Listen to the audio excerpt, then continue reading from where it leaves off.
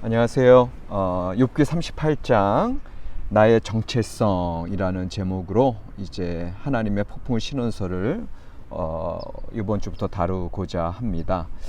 하나님의 신원설은 38, 39, 40, 41장 4장에 걸쳐서 이루어져 있고 욥의 이제까지의 항변에 대한 하나님의 답변이 나와 있는데 어떻게 보면 욥기 전체 이제 주제가 집약되어 있죠. 이것을 앞으로 38장을 한 세 부분으로 나누어서 좀 볼 거고요. 39장 또 40장 41장 이제 필요에 따라서 좀 더 세부적으로 좀 하나님의 폭풍우 언설의 주제를 다루려고 합니다. 오늘은 이제 첫 번째 시간으로 요절 2절로 잡았습니다. 무지한 말로 생각을 어둡게 하는 자가 누구냐. 여러분들 욥기 전체의 주제가 무엇이라고 생각하십니까? 이 중심 주제, 이 폭풍우 신원서를 통해서 이제 묵상하고자 할 때에 과연 우리가 알고 싶은 의로운 자의 고통을 하나님께서 신원서를 통해서 밝혀주고 계실까요? 이 땅의 부정한 현실을 하나님의 이 폭풍 언설이 속 시원하게 대답해 주시기를 우리는 원하는데, 이미 아시는 분들은 아시겠지만 도리어 욥기 38장 이하의 이 하나님의 대답은 동문서답입니다. 우리는 참 이해할 수 없는 고통, 이 사회, 인간 사회에서 이루어지고 있는 부정의한 현실에 대해서 하나님이 좀 응답해 주기를 원하시는데, 오히려 하나님의 응답이 들리는 것이 아니라 질문 세례만 퍼부어지는 게 바로 요 38장 이하의 폭풍우 신원설이 됩니다. 오히려 하나님께서는 내가 누구냐? 어디 있었느냐? 내가 아느냐? 누가 이런 것을 놓았고 만들었느냐? 그리고 네가 할 수 있느냐? 네가 본 적이 있느냐? 이런 질문만 계속해서 하고 계시거든요. 오히려 하나님의 대답은요, 하나님의 질문을 통해서 우리에게 좀 주어지고 있다. 오늘 하나님의 그 신원서를 시작하는 이 첫 번째 시간에서 우리는 어떻게 보면은 하나님의 진정한 응답이 숨겨져 있다. 이걸 좀 오늘 묵상하려고 합니다. 바로 하나님의 처음 말씀의 시작이 오늘 2절인데, 이게 이제 우리 한글 번역에서는 무지한 말로 생각을 어둡게 하는 자가 누구냐 이렇게 되어 있지만, 히브리어로 보면은 미제라고 하는 첫 번째 Who is this? 내가 누구냐? 내가 누구이기에? 이렇게 시작을 해요. 결국은 하나님의 폭풍 신원설의 중심 주제는 네가 누구냐? 미제 Who is this? 우리의 정체성, 나의 정체성에 대한 질문이시고요. 의로운 자의 고통을 탄식하는 우리에게 하나님의 질문을 통한 응답은 뭐냐면, 너의 정체성에 대한 문제를 제대로 알아라. 내가 누구냐라는 사실을 알아라 라고 하는 하나님의 응답이 들어 있습니다. 우리의 삶 속에 개인적으로 고통이 찾아오고, 또 인간 사회에 사람들이 싫어지고, 또 내가 이 속에 살아가기에는 너무 미약한 존재로 느껴질 때, 그때 문제의 핵심은 하나님께 있는 것도 아니고, 사람들에게 있는 것도 아니고, 나의 어떤 상황에 있는 것도 아니고, 어떻게 보면 바로 나 자신의 문제입니다. 이미 하나님께서 이 38장 이하에서 창조 세계를 쫙 보여주고 계시잖아요. 이미 하나님을 알만한 것들이 우리 속에 있다라는 거죠. 바울 사도가 로마서 1장 19절 20절에서 하나님을 알만한 것들이 그들 속에 보임이라.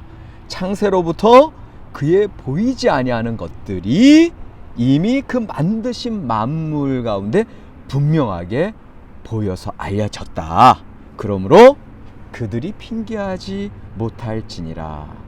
어떻게 보면 이 로마서 1장 19절의 이하에서 바울 사도가 깨우쳐 주시는 말씀이 이 욥기 38장 이하의 폭풍우 신원설의 말씀과 일맥상통하고 있다. 이미 보여진 것들, 이미 창조세계, 이미 하나님이 허락하시는 것들 속에서 하나님의 보이지 아니하는 능력과 신성이 드러나 있다. 하나님의 폭풍우 언설은요, 하나님의 섭리가 이미 드러난 자연세계와 인간 사회 속에서 알려져 있다. 이것을 분명하게 우리에게 명시해주고 있는 말씀입니다. 그리고 그 중심에 바로 나 자신, 나의 정체성이 자리하고 있습니다. 2절에 말이에요. 무지한 말로 생각을 어둡게 하는 자가 누구냐? 나의 정체성을 물으시는데요. 이렇게 시작하는 하나님의 폭풍우 신원설이 여러분들 생각에는 꾸중일까요? 책망일까요? 아니면 오히려 우리를 격려하시고 도전하시는 말씀이실까요? 기존의 해설은요, 이제 무지한 말로 생각을 어둡게 하는 자다라고 하는 것 때문에 이것이 욥이 제대로 알지도 못한 채 하나님의 애자, 그 하나님의 창조 섭리를 어둡게 하는 것으로, 하나님이 책망하는 것으로 그렇게 이제 해석을 해왔거든요. 그런데 제가 보기에는 오히려 바로 다음 절 3절에 보면 너는 대장부처럼 허리를 묶고 내가 내게 묻는 것을 대답할지니라, 이렇게 도전적인 질문을 하고 계시고요. 더 나아가서는 전통적으로 이 대장부처럼 허리를 묶는다고 하는 것은 예언자들에게 사명을 부여하실 때 하시는 말씀입니다. 열왕기하 4장 29절에서도 나와 있고요. 또 예레미야 1장 17절 같은데 구체적으로 나와 있는데, 예레미야 1장 17절 보면 그러므로 너는 허리를 동이고 일어나 내가 내게 명령한 바를 다 그들에게 말하라. 그들 때문에 두려워하지 말라. 내가 그들 앞에서 두려움을 당하지 않게 하리라. 대장부처럼 허리를 묶고 하나님의 사명을 감당하는 것을 말씀하고 계시거든요. 폭풍우 신원설에 대해서 제가 새롭게 발견한 사실은 꾸중이나 책망이 아니구나. 이건 하나님께서 격려하시고 도전하시고 사명을 부여하시는 거구나. 현재 하나님께서 보시기에 욥의 정체성은요, 무지한 말로 생각을 어둡게 하는 자가 아니라 오히려 하나님의 형상 따라 지음받은 이 땅에서 하나님의 창조 사명을 감당해야 되는 자에게 하나님께서 그에게 새로운 사명을 주시고 그의 사명을 깨닫게 하는 그러한 문맥 가운데 나타나 있습니다. 보세요. 욥이 그 고난이 닥쳐왔을 때 3장에서 독백을 할 때 어떤 독백을 하냐면 그의 처음 말에 이 세상 내가 태어난 날이 어두워졌다라면 이렇게 얘기하거든요. 근데 그것에 대해서 하나님께서는 이 세상의 창조 질서를 어둡게 하는 자가 누구냐? 오히려 창조 세계를 무화시키려고 하는 욥에게 오히려 창조 세계를 새롭게 만들어가야 하는 사명자의 삶을 일깨워주고 계신다라는 거예요. 여러분들, 우리에게 힘든 일이 일어날 때, 고통이 찾아올 때 하나님의 향한 그 신앙을 무화시키고 창조 세계를 무너뜨리는 것이 아니라 도리어 하나님의 살아계심과 새로운 창조 세계를 만들어 가야 하는 그러한 사명을 여러분들 깨달으시기 바랍니다. 그렇기 때문에 4절에서 이렇게 하나님께서 말씀하시는 거예요. 내가 땅에 기초를 놓을 때에 내가 어디 있었느냐?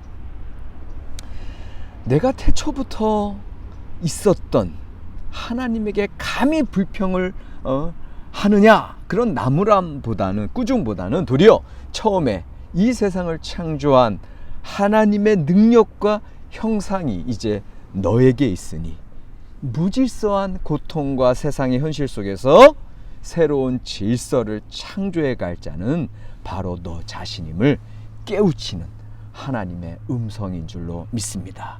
새로운 땅의 기초를 무질서 고통의 현장 가운데 새롭게 놓고 새로운 삶을 만들어 가야 할 사명을 하나님께서 우리에게 부여하시고 새로운 하나님의 창조의 동역자로 초청하고 계신 것이 바로 이 창세기 38, 이 욥기 38장 이하에서 이루어지는 하나님의 초청입니다.